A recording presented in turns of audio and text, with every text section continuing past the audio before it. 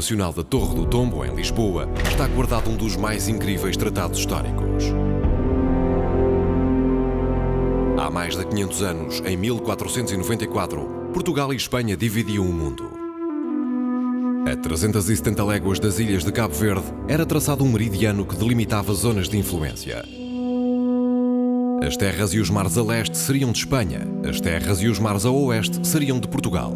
Estava celebrado aquele que ficaria para a história como o Tratado de Tordesilhas.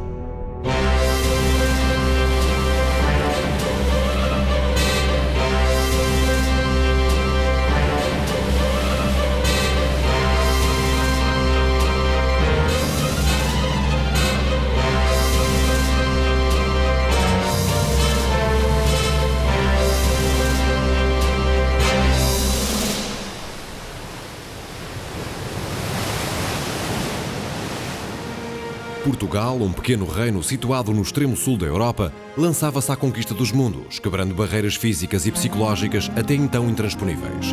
Da idade dos mundos fechados, dominado por medos e mitos, à idade do mundo em movimento, Portugal esteve na vanguarda. Os portugueses souberam criar e adaptar as melhores embarcações e, dominando ventos e marés, foram os primeiros a chegar à África, Índia, Brasil e Japão. O que é espantoso acerca das explorações portuguesas do século XV ao século XVI é que fizeram com que um pequeno país europeu formasse um enorme império espalhado pelo mundo. E isto só foi possível porque houve embarcações capazes de enfrentar mares nunca antes navegados, vencendo medos e tempestades nunca antes vistas. Mas afinal, que navios seriam esses que permitiram viagens tão extraordinárias? Instituto Superior Técnico de Lisboa.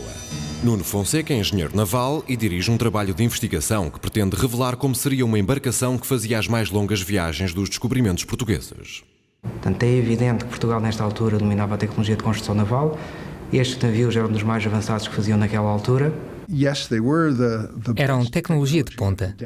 Visto por esse lado, é parecido com o vai-vem espacial. O vai-vem é o melhor que se pode construir na aviação espacial. Da mesma forma, os navios construídos para as descobertas eram os melhores navios da altura. Estamos a falar da utilização de tecnologia de ponta. É o melhor que há em cada momento.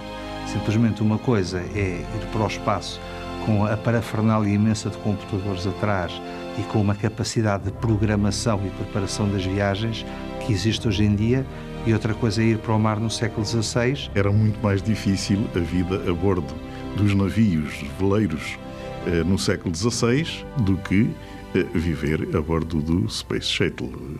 Isso até se prova porque hoje há turistas espaciais e no século XVI por turismo ninguém navegava. Se pensarmos que somos muito avançados, cometemos um grande erro.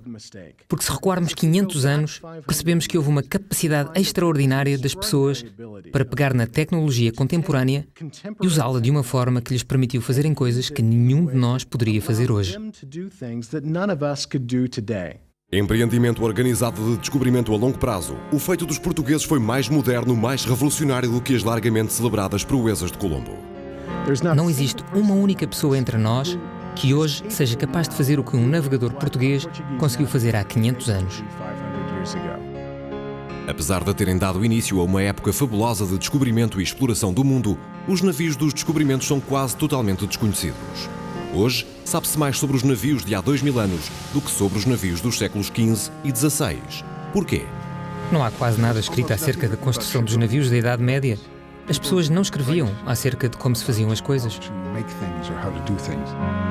Isto traduz uma situação curiosa. É que os portugueses chegaram ao Japão 120 anos depois de terem iniciado os descobrimentos, com toda a evolução que isso significa, sem que existisse qualquer tratado técnico de construção naval. O que, em rigor, significa também que entre 1420, 1421 e até cerca de 1570, quando aparece o primeiro texto técnico, todo o nosso trabalho é feito sem documentos feitos por técnicos ou com conhecimentos técnicos que nos expliquem como são exatamente as embarcações. Se recuarmos 500 anos, percebemos que o trabalho nos estaleiros se baseava na passagem oral do conhecimento. Um mestre tinha conhecimentos que eram transmitidos de pai para filho com a documentação mantida secreta, não porque se reportasse à construção de navios secretos, mas por uma razão que se define de uma forma muito simples, é o sigilo profissional. Havia uma política de enorme confidência, não chamaria sigilo talvez seja exagerado. Lembro-nos que os reis, na altura, e sobretudo Dom João II, era um político, e ele sabia que um dos segredos do seu sucesso era, com certeza, evitar a concorrência. Por vezes, Dom João II distribuía falsas informações para distrair, digamos assim, os seus adversários. Estaleiros de Vila do Conde. Rogério de Oliveira é almirante e arquiteto naval. Esta é a sua mais recente obra, a réplica de uma nau que terá feito uma das primeiras viagens entre a Europa e o Oriente no final do século XV. Mas se não existem certezas quanto às características dos navios dos descobrimentos, com que fundamento está a ser construída a réplica da nau de Vila do Conde? Pode-se dizer que ela foi projetada para representar uma nau que construída segundo os regimentos da época pudesse ter existido. Isto quer dizer que o navio foi projetado com base na iconografia da época e nas regras de construção que se admitem existir nessa data. Depois, com a ajuda de um modelo computacional criado para o efeito, Rogério de Oliveira chegou à forma atual. E no caso do Instituto Superior Técnico?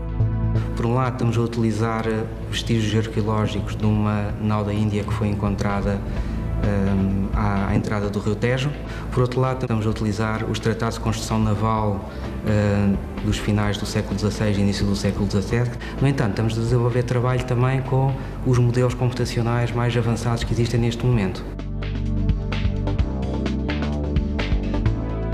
Estamos a bordo de uma embarcação que se considera ser uma réplica tão exata quanto é possível de uma caravela dita dos descobrimentos. Depois de ter sido posta em causa a execução de uma réplica credível por falta de informação, Rogério de Oliveira aceitou o desafio. Não teve receio das críticas e assumiu eventuais desvios em relação ao que seria uma verdadeira embarcação quinhentista. Assim surgiram as réplicas Vera Cruz, Boa Esperança e Bartolomeu Dias. Os historiadores da náutica e os marinheiros têm debatido sobre a fiabilidade dessas réplicas. É muito difícil chegar a uma conclusão. With replicas of Portuguese ships, acho que o que se descobriu foi que estas embarcações eram mais complexas do que se pensava. Talvez até mais avançadas do que se pensava. E tinham problemas que desconhecíamos. Quem olhar, por exemplo, para a réplica da caravela que se encontra hoje ancorada em Lagos, à primeira vista diz que é um navio demasiado alto, que tem um centro de gravidade muito acima do nível do mar e que terá dificuldades em navegar. Tem proporções que lhe permitem ter um centro de gravidade, penso eu, que extremamente estável. Pelo menos da nossa experiência até agora com navegação. A caravela Boa Esperança já enfrentou grandes tempestades, com vagas de 12 metros. Já navegámos com água pelo sobrado do Salão, com as nossas bombas de fundo, a trabalhar constantemente, dia e noite, para manter o nível da água. Se não fossem os meios adequados e modernos que temos a bordo, já tínhamos ido ao fundo. Mas quando o navio está de facto a navegar com as velas armadas e com o vento forte, ele navega perfeitamente e controla perfeitamente a ondulação. Por isso é difícil dizer que não é uma réplica adequada. A grande prova é elas serem capazes de navegar até ao Cabo da Boa Esperança. Fui um dos poucos estrangeiros a ser membro da tripulação da caravela Boa Esperança durante alguns anos. E para além de um grande privilégio, foi muito divertido para alguém que é historiador de assuntos marítimos. Fizemos várias viagens juntos. Há pessoas que têm ainda muitas dúvidas quanto à fiabilidade e à segurança que os elementos de informação nos transmitem. Há outras pessoas que consideram que a maior parte dos problemas estão resolvidos. Creio que entre todos ninguém pode afirmar de certeza absoluta do que sabe o que é a caravela dos descobrimentos. Do nosso ponto de vista, não existem atualmente elementos históricos onde nos possamos basear para fazer uma reconstrução fidedigna da caravela portuguesa. E vai haver sempre debate até nós conseguirmos encontrar uma caravela intacta através de processos arqueológicos. Francisco Alves é diretor do Centro Nacional de Arqueologia Náutica e Subaquática e a sua mais recente descoberta pode ser um contributo decisivo para o estudo das caravelas portuguesas do século XV. Será que o tão desejado vestígio arqueológico afinal já foi encontrado? O que temos aqui perante nós são as próprias peças do navio da Ria de Aveiro, conhecido por Ria de Aveiro A. A escavação do vestígio permitiu tirar imediatamente uma primeira conclusão. A extremidade traseira do navio era em tudo semelhante ao descrito no livro primeiro de arquitetura naval de Batista Lavanha, escrito em 1608. Então será que afinal esta caravela é de princípios do século XVII? Só há uma forma de o saber: proceder à análise por radiocarbono. Depois de 4 datações, não há margem para dúvidas. A caravela escavada na Ria de Aveiro é de cerca de 1450. Foi encontrado o mais antigo vestígio à escala internacional de uma caravela dos descobrimentos. Curiosas são as semelhanças entre o navio e as páginas do tratado, escrito 150 anos depois. Parece saído da própria página do Lavanha, o coço da Ria de Aveiro A. Mas há outras coincidências entre o tratado escrito em 1608 e o vestígio encontrado em Aveiro. A forma de encaixe extremamente sólido das peças da quilha e do casco e o tipo de pregadura mista com pregos de ferro e cavilhas de madeira são iguais à descrição feita por Lavanha 150 anos mais tarde e são marcas inconfundíveis do tipo de construção feita na Península Ibérica. Este tipo de características, mais esta assinatura arquitetural, faz com que quando nós arqueólogos encontramos restos de navios, por mais ínfimos que sejam, com esta característica específica, nós estamos de certeza sob um navio português ou espanhol. No caso da Ria de Aveiro, apenas 50% do casco foi recuperado. Mas qual seria então a principal característica da caravela? Acima de tudo, o que distinguia a caravela das restantes embarcações era o facto de ter vergas oblíquas com velas triangulares, também conhecidas por pano latino. Isto dava à caravela uma vantagem que outros navios não tinham. Que era a vantagem da caravela? A caravela, contrariamente ao que era a navegação tradicional europeia, podia navegar quase contra o vento. Isto é, bulinava, como hoje em dia se diz. Em África, ao longo da costa do Saara até à Zona Verde, que era a navegação mais crítica nessa altura e que demorou mais tempo a ultrapassar esse problema, os ventos e as correntes empurram-se quase sempre no mesmo sentido. E, portanto, era relativamente simples ir para o sul. Era muito complicado voltar porque se vinha contra o vento. De facto, foi o navio revolucionário para conseguir explorar o Atlântico. A caravela era uma embarcação ágil que conseguia velocidades notáveis contra o vento. É o antepassado dos barcos de corrida ou é um barco de regata de há 600 anos?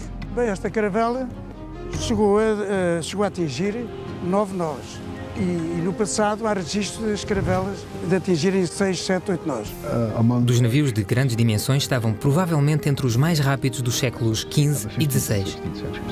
As caravelas como esta há 600 anos era o equivalente aos barcos da Taça América. Não, isso está errado. Não são navios de competição de forma alguma. Os navios de competição foram feitos a pensar apenas na velocidade. As caravelas foram feitas para resolver diferentes tipos de problemas. O que fazia da caravela uma embarcação tão boa é que podia navegar em águas pouco profundas. Era um navio muito versátil e manobrável. Podiam ir mais longe, levavam mais carga e podiam navegar em sítios onde os outros navios não podiam.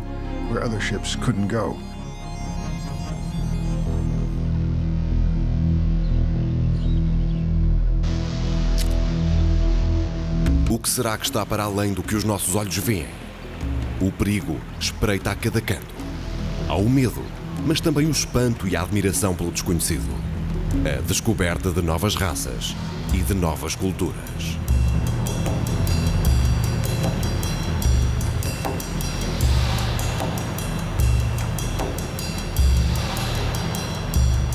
Mas quais são afinal as origens da caravela? Há quem defenda que ela resulta da evolução de embarcações árabes e há quem acredite que ela deriva do caique, uma embarcação tradicional do Algarve. Será que a caravela é uma invenção portuguesa? Seguramente que a caravela é um tipo de navio parecido com o que já era conhecido no Mediterrâneo, embora adaptado pelos portugueses por uma função específica que era nova. Uma das qualidades dos portugueses era serem muito bons a fazer versões híbridas da tecnologia já existente na Europa. Levaram dos países do norte da Europa navios muito pesados, construídos para o Mar do Norte, e juntaram as velas latinas usadas no Mediterrâneo. Ao combinar estas duas tecnologias muito especializadas, os portugueses criaram algo completamente novo.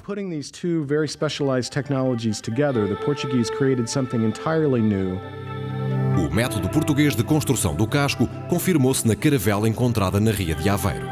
Por coincidência, a última peça recuperada é fundamental para perceber como eram construídas estas embarcações.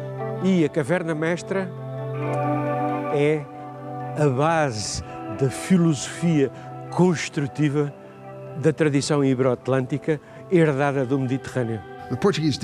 Os portugueses deram o primeiro passo para o novo tipo de construção de navios. Desenvolveram formas de unir toda a nova estrutura com o novo esquema de velas antes de qualquer outro europeu. Por volta de 1400, já tinham essa habilidade.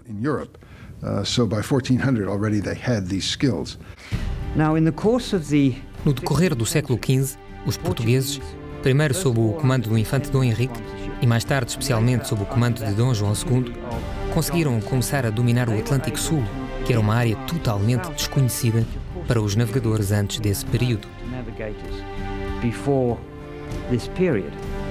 1415 marca o início da expansão de Portugal. De Lisboa partem 200 navios, conquistando a cidade de Ceuta, no norte da África. O infante Dom Henrique surge como figura-chave. É a primeira iniciativa no seu desejo de converter muçulmanos à religião católica e de conquistar terras além de Portugal. Numa época em que a tese de Ptolomeu fazia crer que o Oceano Atlântico encerrava em África e o Índico era um mar fechado, em que todos achavam que o Atlântico estava cheio de monstros e alguns acreditavam que as embarcações caíam no abismo porque o mundo acabava ali, os portugueses lançavam-se à conquista desse oceano desconhecido e temido, iniciando a grande epopeia dos descobrimentos. Eu pessoalmente considero que o infante Dom Henrique é talvez a figura decisiva em todo o processo dos descobrimentos portugueses, porque a verdade é esta: o mais difícil é começar e o mais difícil é que alguém comece. E esse alguém que começou todo o processo que transformou a história da humanidade, que começou verdadeiramente a Idade Moderna, foi o infante Dom Henrique. E isto porquê? Porque antes do infante Dom Henrique ninguém queria arriscar. Foram necessárias 15 tentativas, ordenadas pelo infante Dom Henrique, para que os marinheiros portugueses conseguissem finalmente dobrar o Cabo Bujador. Aconteceu em 1434, a bordo de uma pequena barca comandada por Gilianos. Vencidos os medos e as tempestades, estava aberto o caminho para o Atlântico Sul. Os portugueses tinham provado que era possível navegar no Atlântico, mas as características dos ventos e das correntes obrigavam doravante à utilização de uma embarcação mais versátil, a caravela. Foi com esta embarcação que os portugueses prosseguiram a exploração da costa ocidental de África. A sua presença ao longo da costa foi sendo assinalada pela colocação de padrões, que ainda hoje são visíveis em alguns pontos do continente africano.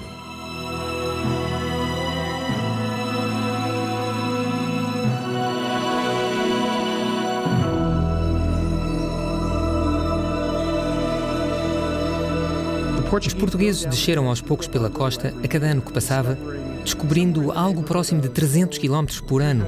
Variava de ano para ano, mas a ideia era expandir o conhecimento aos poucos e eventualmente encontrarem o caminho para a Ásia, que era, obviamente, o objetivo principal. Será o Atlântico um mar fechado, como defende Ptolomeu, ou uma porta para o Oriente, como acredita o rei português Dom João II? Se a África continuasse para sul, o navegador Bartolomeu Dias não tardaria a encontrá-la. Mas a única coisa que os marinheiros veem é água sem fim. Após dias de tempestades nunca vistas noutros mares, Bartolomeu Dias decide rumar para norte. Os marinheiros portugueses tinham finalmente dobrado o Cabo da Boa Esperança, a bordo de uma caravela. Aquilo que nenhuma outra embarcação tinha conseguido antes, tinha sido alcançado pela caravela portuguesa: dobrar o Cabo das Tormentas. Existiam dois caminhos marítimos completamente separados durante milhares de anos que, de repente, se juntaram. Esta proeza foi inteiramente portuguesa. Disso não há dúvidas. Depois do regresso a Lisboa, em finais de 1488, os navegadores deram conta ao rei da impossibilidade de prosseguir viagem para lá do Cabo da Boa Esperança, por não terem navios suficientemente fortes para enfrentar os mares tenebrosos que ali existiam. A caravela de descobrir tinha concluído a sua missão. 10 anos mais tarde, Vasco da Gama completaria a mais extensa viagem marítima até então realizada na história da humanidade. Vasco da Gama chegava à Índia a bordo de um outro tipo de navio, a nau. Ou seja, são precisos navios que reúnam um certo número de condições, que consigam navegar no mar durante muito tempo, com uma capacidade de resistência às dificuldades da navegação propriamente ditas e que depois tenham uma grande capacidade de carga. É neste quadro que aparece a nau. A nau era um navio do futuro. Assim que apareceu na Ibéria, provavelmente em Portugal, por volta de 1400, foi constantemente melhorada e passou a ser o navio mais usado na Europa nos séculos XVI, XVII e XVIII. Mas como eram de facto as naus que impressionaram europeus e orientais? É na resposta a esta pergunta que Tiago Santos e Nuno Fonseca trabalham diariamente no Instituto Superior Técnico de Lisboa. O objetivo deste projeto é fazer uma reconstituição, ou seja, um levantamento das características geométricas e náuticas de uma nau da Índia. Portanto, isto é uma reconstituição que vai ser virtual para já. Este trabalho de investigação sobre as características e o desempenho de uma nau da carreira da Índia está a ser feito em parceria com o Instituto de Arqueologia Náutica da Universidade do Texas e baseia-se nos resultados da escavação arqueológica da nau Nossa Senhora dos Mártires, encontrada pelo Centro Nacional de Arqueologia Náutica e Subaquática à entrada de Lisboa, em 1997. O que foi encontrado da Nossa Senhora dos Mártires do ponto de vista arqueológico é um dos únicos e um dos mais importantes testemunhos e fontes de informação sobre certos aspectos dessas naus da Índia. Graças à datação por radiocarbono, à documentação da época e à descoberta de um astrolábio datado, foi possível confirmar que se trata da nau Nossa Senhora dos Mártires, que terá naufragado de forma trágica à entrada do Rio Tejo em 1606, cerca de 150 anos depois da caravela da Ria de Aveiro. Com a porção do fundo do navio que foi encontrada, pode-se, utilizando, por exemplo, o livro de Traças de Carpintaria e, sobretudo, o livro do Padre Fernando de Oliveira, começar a reconstruir as formas do casco do navio. Ninguém tinha falado ainda sobre o sistema de calafetagem. E um dia, no Índico, há dois grandes arqueólogos que vão estudar os restos de uma presumível nau portuguesa nas Seychelles, e não percebem nada porque é que aquilo está cheio de ripas de chumbo e de plaquinhas e não sei quantos, etc. Ora, fomos encontrar exatamente na Nossa Senhora dos Mártires o primeiro testemunho de utilização de cordão de chumbo enrolado para calafetar cada tábua que encostava, grossíssima, aquelas tábuas. Sabe-se hoje que o método de calafetagem utilizado nas embarcações portuguesas provém de um sistema milenar de calafetagem de cisternas. O sistema de calafetagem das cisternas de fortificações e cidades antigas fazia com que os blocos de pedra, que se eram colocados uns sobre os outros, a água passava toda pelos interstícios entre os blocos. Então, como é que isso se evitava? Calafetagem por rolo de chumbo intercalado entre cada pedra e entre cada encosto. A nau aumentou bastante de dimensão entre os finais do século XV e o século XVII. Podemos perceber isso mesmo ao comparar as dimensões da nau de Vila do Conde, que corresponde a uma das primeiras naus da carreira da Índia, e da nau Nossa Senhora dos Mártires, construída no início do século XVII. Enquanto a de Vila do Conde tem 120 tonéis, que era a medida utilizada na época, a nau Nossa Senhora dos Mártires teria 600 tonéis. Ou seja, a nau de Vila do Conde tem cerca de 27 metros de comprimento. A nau Nossa Senhora dos Mártires teria 47 metros. Mas esta não foi das maiores que se construíram em Portugal, pois houve naus que chegaram a atingir 60 metros de comprimento. Ou seja, 2 vezes a dimensão da nau de Vila do Conde. Ao longo do século XVI, sobretudo a partir dos meados e segunda metade do século XVI, é visível que os navios portugueses vão agigantando, enquanto os navios ingleses e holandeses não são tão grandes. Coisa que, aliás, suscitou algum espanto quando os navios portugueses começaram a ser apresados porque eram demasiadamente grandes para aquilo que os ingleses estavam habituados a ver. Quando a nau Madre de Deus foi capturada por corsários ingleses no final do século XVI, foi poupada e levada para a Inglaterra. Tal foi o espanto que causou. Mas estas naus, de facto, eram os navios maiores que se faziam no mundo nesta altura. Mas será que as naus são apenas navios maiores do que as caravelas? O que os distingue, afinal? A caravela tinha velas de pano latino. A nau tinha essencialmente velas de pano redondo. Enquanto a caravela é exímia a navegar contra o vento, será que o mesmo acontece com a nau? A análise feita pelo Instituto Superior Técnico de Lisboa demonstra que o navio perde potência à medida que o vento deixa de soprar pela parte traseira. Mas então, qual é a vantagem deste tipo de velas? A vantagem, evidentemente, das velas redondas é que são velas que têm capacidade de gerar mais potência. Enquanto a caravela tem apenas uma coberta, o pavimento, e um castelo de popa, a nau pode ter 3 ou 4 cobertas e 2 castelos, cada um com vários pavimentos. Tem uma capacidade que os outros navios da Europa não têm. É que uma nau dos princípios do século XVI, portuguesa, vai à Índia e volta. Não haveria na Europa, provavelmente, navios que fizessem isso com a facilidade com que fariam os navios portugueses. Os portugueses chegam ao Oriente em 1498. Os holandeses e os ingleses só chegam cerca de 100 anos depois. Quando os portugueses chegaram à Índia, no final do século XV, era a primeira vez que uma potência europeia chegava à Ásia. Entre os europeus, os portugueses foram os primeiros a chegar ao pequeno porto de Malaca, a fazer comércio e a conquistá-lo. Esta foi a primeira vez que os europeus pisaram solo japonês. Pode-se assim dizer que os portugueses foram o primeiro contacto que o Japão teve com o Ocidente. Em 1500, Pedro Álvares Cabral sai com uma armada de 13 navios com destino à Índia. Descobre o Brasil e prossegue viagem para o Oriente, tornando-se no primeiro navegador do mundo a ligar 4 continentes: Europa, América, África e Ásia. Iniciava-se assim a carreira da Índia, que os portugueses iriam explorar nos séculos XVI e XVII. O comércio, que até aí era feito por via terrestre, com muitos intermediários, passa a ser dominado pelos portugueses por via marítima. Imagine, por exemplo, em preços atuais, se um quilo de pimenta custava 10 euros no sul da Índia, através da rota terrestre ele chegaria à Europa valendo 1000 euros, suponhamos. Se os portugueses conseguem ir diretamente à fonte buscar esse produto, é essa a ideia básica, portanto vão ter lucros imensos e, de facto, durante quase um século vão ter o monopólio do comércio com o mundo asiático. Os portugueses dinamizaram a economia asiática, alargando as trocas e redes comerciais a uma maior escala, redimensionando o comércio asiático. Os portugueses, quando foram para o Índico, tentaram sempre que possível estabelecer acordos com os reis locais. Quando não foi possível estabelecer esses acordos comerciais, os portugueses tiveram de conquistar esses territórios aos muçulmanos. Só entre Moçambique e o Oriente, os portugueses construíram mais de 50 fortalezas marítimas.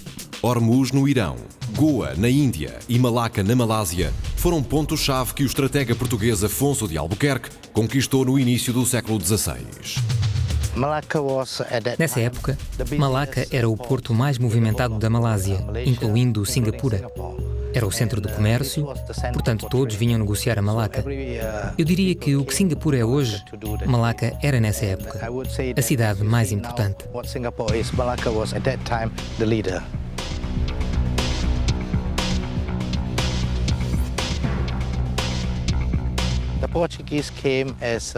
Os portugueses eram guerreiros marítimos e a sua intenção era conquistar muitas terras. Portanto, não traziam as mulheres. Desse modo, muitos deles casaram com mulheres locais e os seus descendentes ficaram cá. É por isso que ainda hoje temos muitos descendentes dos portugueses. Michael Banerjee é um dos 15.000 descendentes de portugueses em Malaca. No século XVII, Portugal perdeu o domínio da cidade a favor dos holandeses, mas isso não apagou as ligações culturais que existem ainda hoje.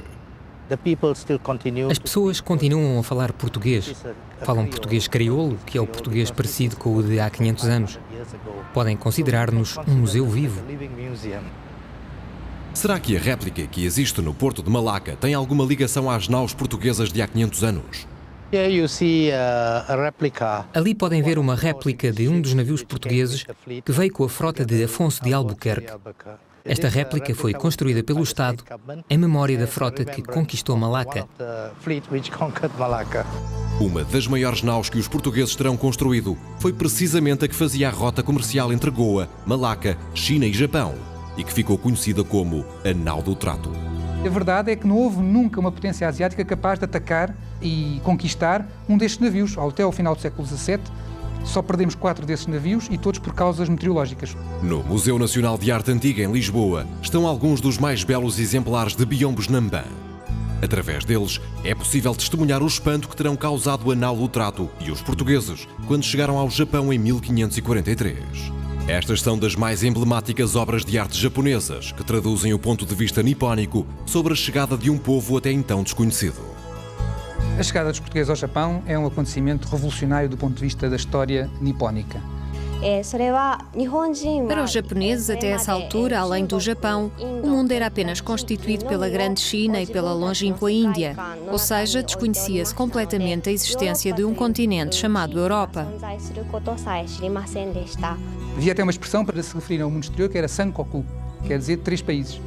E com a chegada dos portugueses passaram para uma outra expressão completamente diferente, embora parecida, que é Bankoku, ou seja, 10.000 países.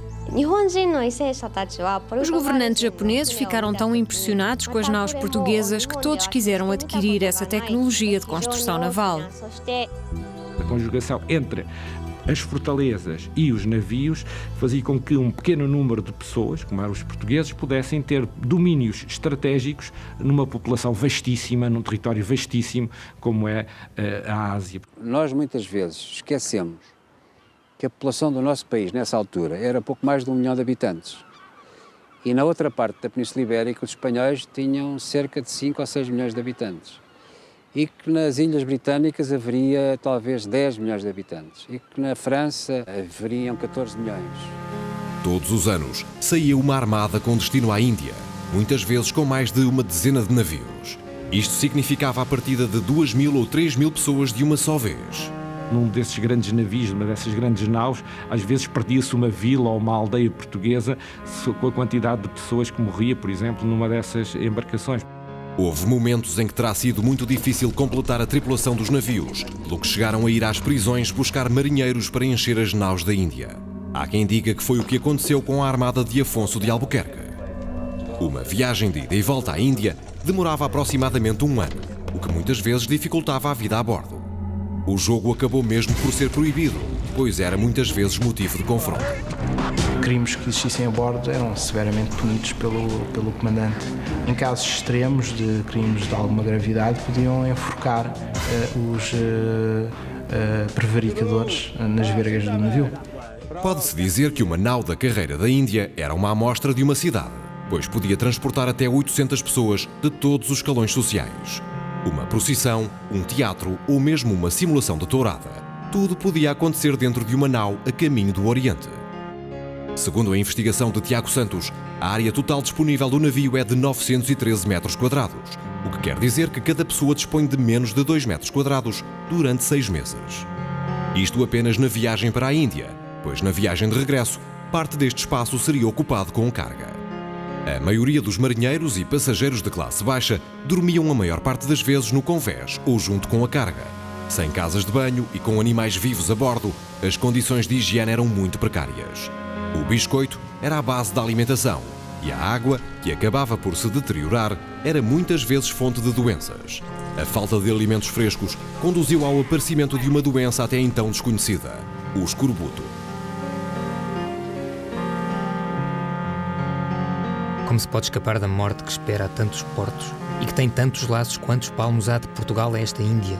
E por tão averiguado têm os pilotos ser sem remédio o perigo desta viagem, que todos têm por aforismo que as naus de Portugal para a Índia e da Índia para Portugal, Deus as leva e Deus as traz.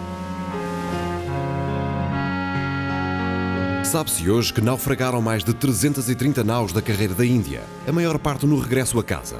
Algumas naufragaram tragicamente à entrada de Lisboa, depois de 1 ano de viagem. Cada vez que se afundava uma nau, era como se afundasse uma fortaleza em cima de água, pois podia transportar qualquer coisa como 140 canhões. As naus portuguesas eram muito difíceis de conquistar, eram quase inexpugnáveis. Há documentos que referem que um único navio português podia fazer frente a 30, 40, 50, às vezes 100 embarcações asiáticas, desde que tivesse artilharia a bordo. O domínio dos mares durante o século XVI é assegurado por 3 tipos de embarcações diferentes. A nau, que é um navio de carga, embora vá artilhado. O galeão, que é um navio com um perfil mais dirigido para a guerra naval, mas que tem uma utilização bifuncional, guerra e comércio. E a caravela redonda, que é um navio de guerra fundamentalmente. A caravela redonda é uma inovação portuguesa que mistura os 2 tipos de velas, redondas e latinas, e que tem como missão proteger as armadas da carreira da Índia, sobretudo quando começam a aumentar os ataques marítimos das outras potências europeias.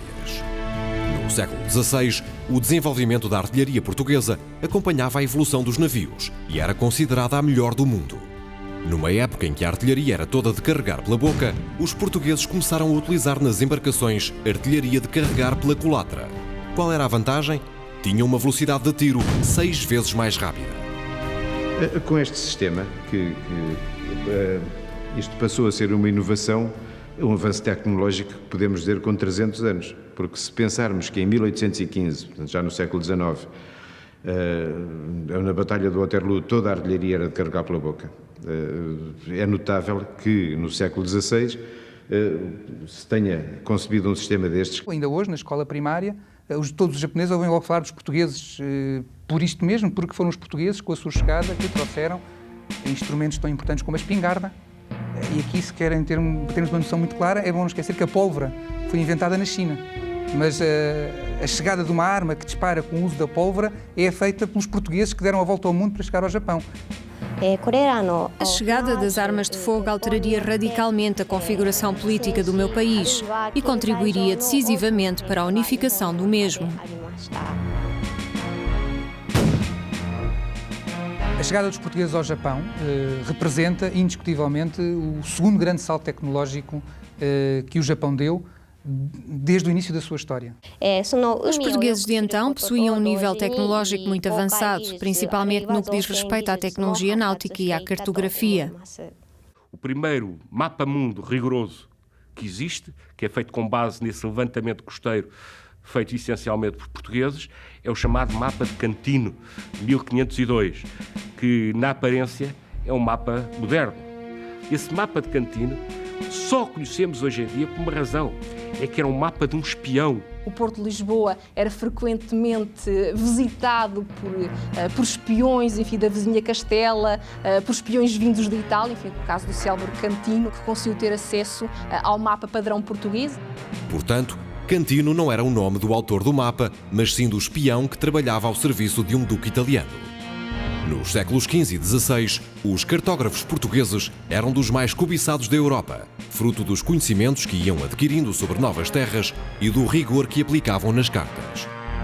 Um outro progresso muito importante da ciência, talvez mais importante ainda que a cartografia, foi a orientação, isto é, saber-se onde é que se estava.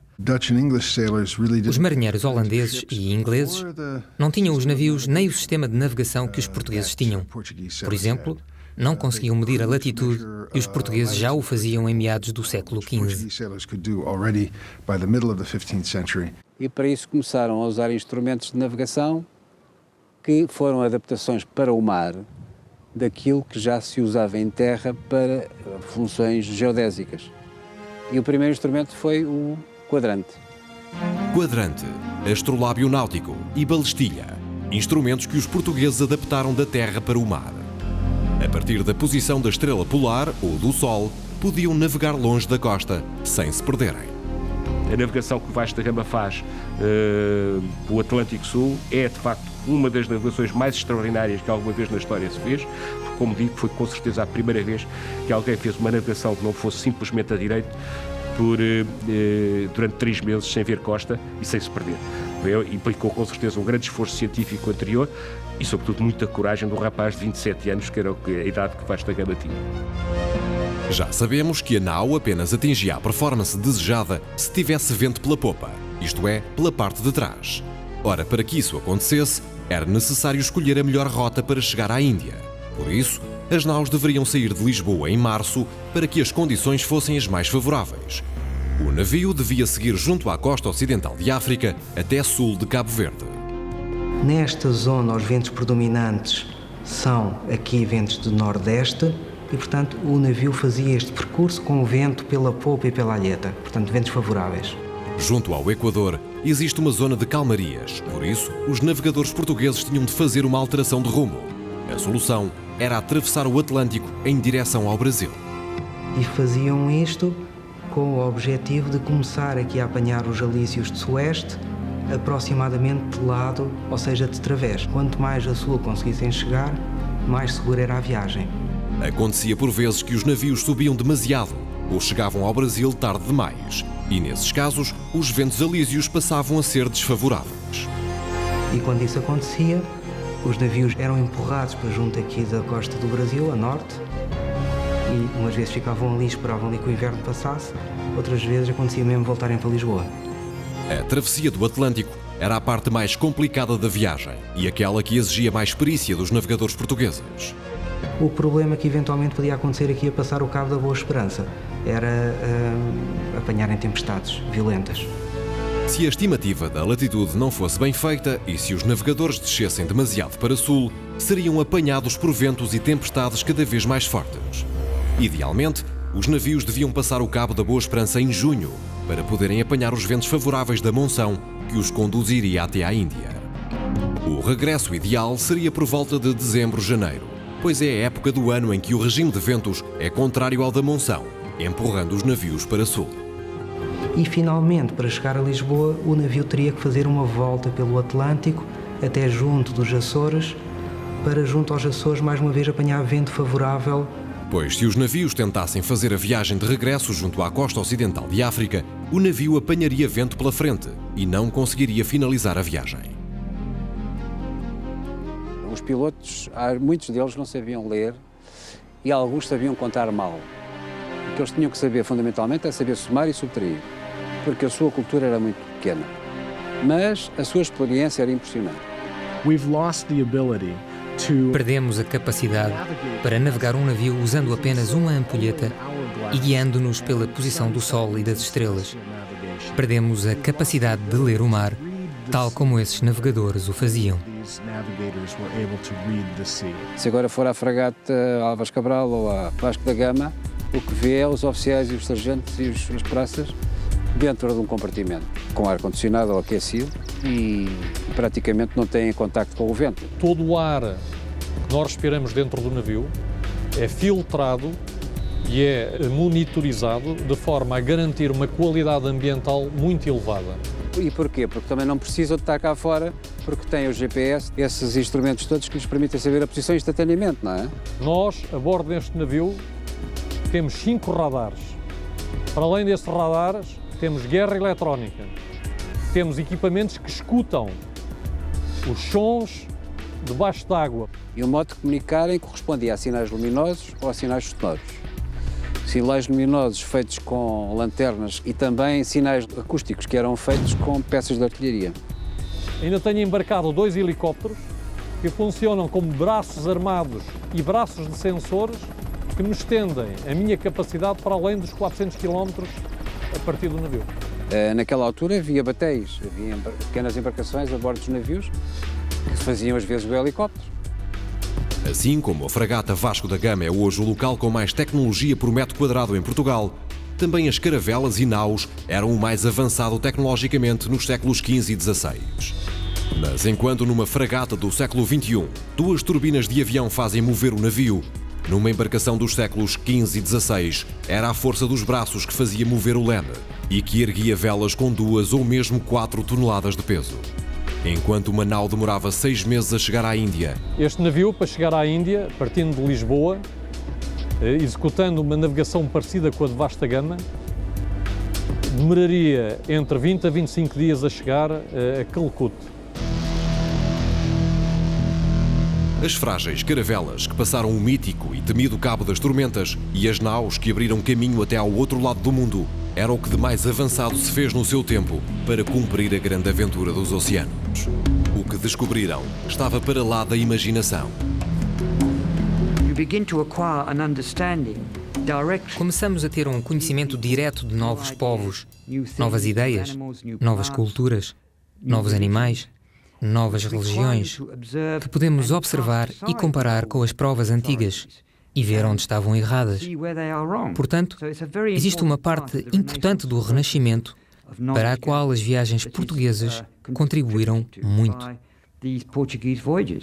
A partir da revisão de terra, permitiu um século depois a Galileu rever o sistema solar, que passou, na sua interpretação, de ter o seu centro na Terra para uma visão heliocêntrica.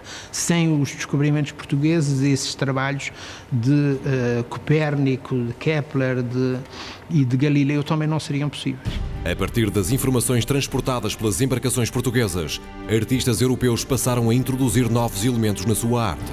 Por exemplo, o próprio Bosch apresenta já nas suas pinturas, muitas delas eivadas de um sentimento muitíssimo forte e perturbante de religiosidade mística, apresenta muitas vezes animais exóticos que ele de todo não poderia conhecer numa Europa onde a fauna era dominada pelos pintores, mas que ele tinha conhecimento através de desenhos ou através de descrições dos barcos que chegavam, nomeadamente em primeiro lugar a Lisboa.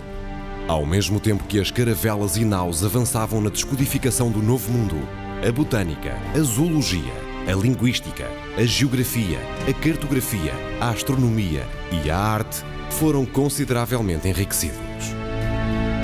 A verdade é que, se nós quisermos ser relativamente rigorosos, nós podemos dizer que a globalização não é um fenómeno recente que tenha tido início nas últimas décadas do século XX. A globalização é um fenómeno que arranca no século XV e que arranca exatamente graças ao impulso dos portugueses. Aliás, seriam os portugueses que dariam conhecimento ao mundo do próprio mundo. Isto é o começo de uma nova fase da civilização na história da humanidade.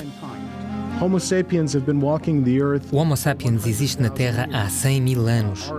A nossa capacidade para navegar pelo mundo é só uma pequena fração disso, apenas 500 anos. Portanto, as nossas mudanças foram notavelmente rápidas, se tivermos em consideração a dimensão da história da humanidade. Se a Terra existisse há 24 horas, o homem teria chegado a menos de 2 segundos e teria descoberto o planeta em que habita a apenas 7 milésimas de segundo. E para isso, muito contribuíram as caravelas e as naus portuguesas.